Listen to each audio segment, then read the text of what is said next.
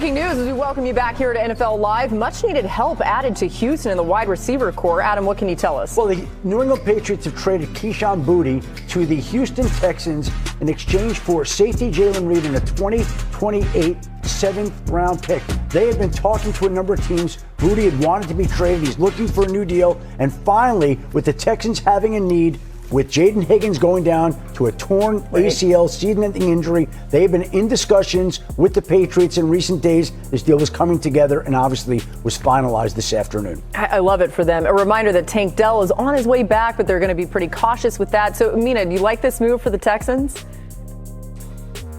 I absolutely love it. I thought this was tremendous for Houston, especially given how little they gave up for him, a player who I think has a ton of upside. I mean, last year in New England, Next Gen Stats has this great stat called catch rate over expected, which is looking at whether or not a receiver should catch the ball based on positioning of the throw and the defenders. Boutte led all receivers in the NFL, which I think speaks to a couple things. One, his toughness at the catch point. You saw that. And then also his ability to make adjustments at the second and third level is really impressive. Ask Derek Stingley, by the way, who is now his teammate. So I think for Houston, obviously it fills a need, but it also gives them some flexibility. Nico Collins is the X receiver in this offense, but having Boutte means at times, depending on matchups, you could even move Collins inside, where I think he's exceptional as well because of his ability to work the middle of the field. So to me, Dan, this was a home run for Houston. And honestly, can't believe they got this done given how desperate their need was. Yeah, totally agree. Absolutely love the trade for Houston. I think the next step is one, can he become the intermediate in-breaking route runner that Higgins kind of was developing to? The frame is there. The strength is there.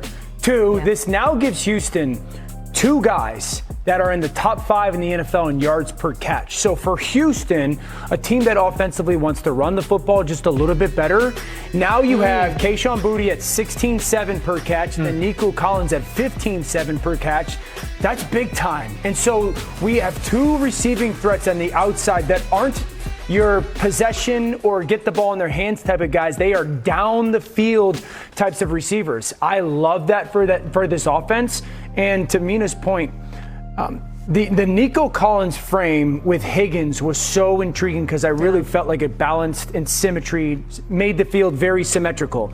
I think with Boutte there now, it brings that back into the fold, and this is an outstanding move for the Houston Texans. An extension-eligible player, we should note, who might be deserving. He certainly is interested in a new deal. That was part of the reason why Kayshon Boutte became expendable in New England. For the Patriots, from their perspective, they were at sort of a glut of wide receivers. They kind of had 7 guys that felt like they were locks to be on a 53-man roster, either in New England or somewhere else. Kayshon Boutte thins that down to 6, a much more palatable number to hold up with.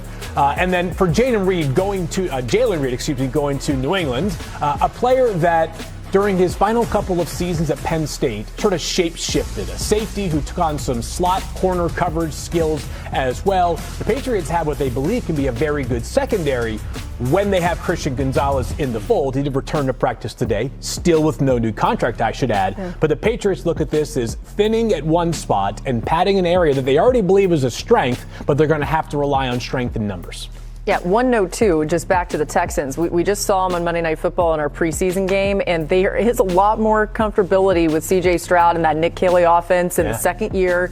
I know it's still preseason. We'll see what they actually do when they're out there, but I thought the operation looked in small sample size a lot better. Now you add a great weapon to that offense. I agree. I would actually say, just from a pure talent perspective, this is an upgrade. Yeah. Higgins is a nice player, and he was an emerging player. I think Boutte's a more proven player with a more dynamic down the field ability. So this actually elevates the pass game, and you have Jalen Noel, their second-year receiver as well.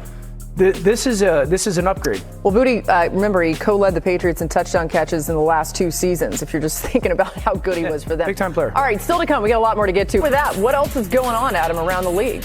We're going to start right now with Daquan Wright, the tight end that the Cleveland Browns have waived and moved on. He now is on the verge of becoming the first player to go from being in an NFL training camp to moving on to play at the college level. He's got an agreement in place with LSU already to go play for LSU. If he clears waivers, we'll see if that winds up happening. Obviously, a big situation there. And then there is the troubling situation with Jed York, the 49ers owner that today was arrested and charged with 2 counts of engaging in prostitution. He spent 1 day in jail. According to records obtained by ESPN, he responded to an online ad, showed up at that particular residence, which was a trailer park home in Ohio, and he was arrested then and there. The NFL is now obviously reviewing the incident under its personal conduct policy. We'll see where the league comes in, but obviously we've just begun to hear about this, and we've seen other cases before. We've seen other owners disciplined before, other owners not disciplined, but it sounds like right now the league has got a lot to look at in this particular situation. Yeah, and I mean, listen, I think it's fair to say the league is not pleased with what's going on here. Field, how do you see this impacting the organization? Do I think that the Niners players are going to be prepared any different from when they play the Rams in 2.5 weeks in Australia? No, I don't, Laura, but I believe that the constituency that is the most influential in the NFL is not the players, not the great players, the MVP level quarterbacks, it's the owners, right? Mm-hmm. If action is going to take place within the NFL, more often than not, it's the owners who are making that action happen. They have the greatest responsibility to be stewards of the league.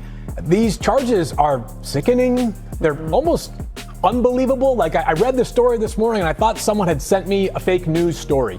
So I hope that the NFL takes this as seriously as it sounds right now. And if you're Jed York, you got to take a long, hard look in the mirror. Like, am I the person fit to own and be the steward of the San Francisco 49ers? Because this kind of behavior is not the kind of person that should be in charge of an NFL franchise right now. I'm sorry, like we shouldn't have any tolerance for this kind of behavior for an NFL owner. We'd have no tolerance for a player. We'd be calling for that player to be cut if a player was charged with these allegations. So to say that this is disturbing is probably the least significant way in which I could categorize it. Yeah, I mean, Dan, Field's bringing up the point, like the players would be treated with a certain level of scrutiny here. When you think about how we look at a player and from the player's perspective, when they get in legal trouble, they get a ton of bad attention. How do you think this impacts the locker room? I don't think it impacts the locker room. First of all, it's stupid. I mean, you got to be really stupid decision making in regards to this decision. I don't think it impacts the locker room. Guys are going to go play.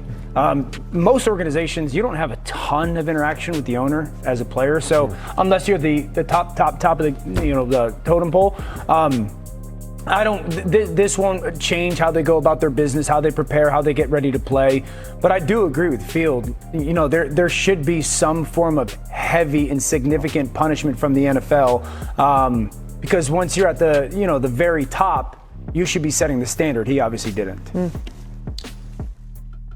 I just don't know how the NFL can do that, however, after not punishing Robert Kraft. And so just to give the context here and talk about precedent. First of all, I agree it's embarrassing, it's dumb, it's not behavior befitting of the representation of an organization. All right, we all agree there. But I think some lines need to be drawn here. This is different from Jerry Richardson and Dan Snyder, who were faced with allegations of sexual harassment within their own actual organizations, right? So you got to put that in a separate bucket. This is a lot closer in my mind to what happened with Robert Kraft, who a few years ago was accused of solicitation as well. However, part of the reason why, as I understand it, the NFL didn't punish Robert Kraft was the case from the feds fell apart. So now, if they were to go ahead and punish York in any serious fashion, it would be hard not to look at this as a double standard. And I'm not saying either of them shouldn't have been punished, right? I'm just saying the NFL, because of their own inaction on Kraft,